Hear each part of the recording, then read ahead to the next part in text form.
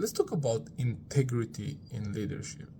One of the examples that come to mind is a time when I was a team leader with a car company back in Romania, and we shared a part of our kind of workspace was in the workshops where we had all our test cars because we were building cars, of course, and the other part was kind of office space, if you like. When we were in the workshop, we had, of course, safety reasons to wear security shoes, those reinforced shoes that if something falls on your feet, you don't get hurt. And so as a leader, it was also my responsibility that we follow the rules in the workplace, of course. And so there were times when I needed to reinforce these rules to kind of remind my team members, well, hey, when you're in the workshop, you need to wear your shoes, your security shoes. There was a situation when, for some reason, the coffee was better in the machine that was in the workshop compared to the one that was in kind of the office area. And as a leader, I spend a lot of time in the office, not in the workshop, but from time to time I go and take a coffee in the workshop. So it would have been just very easy for me. There was also this kind of safe line that you could actually walk on and mark with green. So for visitors, actually, that had nothing to do with cars. So I could have said, well, I'm just gonna go on these green lines here on the visitor lane. I'm not gonna touch any car, any tool. I'm just go grab a coffee and go back into my office. I could just do that without wearing my security shoes. But chances are that someone in my team will see me. And if they see me in the workshop without wearing the security shoes, how would I be able to reinforce that rule?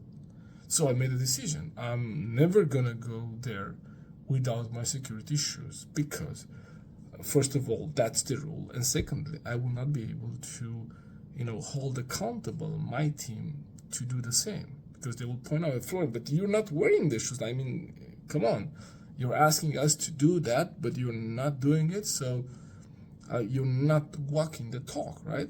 Because I led with integrity and I actually did what I said we should be doing, it was much easier for me to hold my team accountable. And they couldn't just use that against me. And now, of course, even if they use that against me, I could have still said, well, but I'm the manager and we have to follow the rules. And so I'm maybe allowed to do that.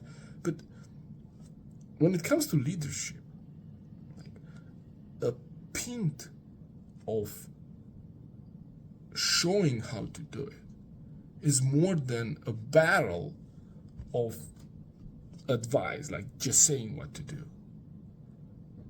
People do what people see. People saw me wearing the shoes and they wear the shoes. And then if I would have seen someone not wearing the shoes, it would be much easier to reinforce the rule because I was doing it.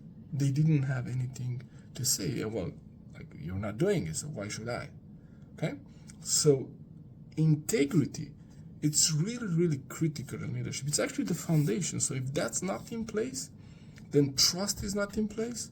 So then no matter what you do, you're not going to go too far because people are not really going to trust you and you don't have that integrity. And when you do that consistently, it builds your character. And character, integrity, trust are the foundation of leadership.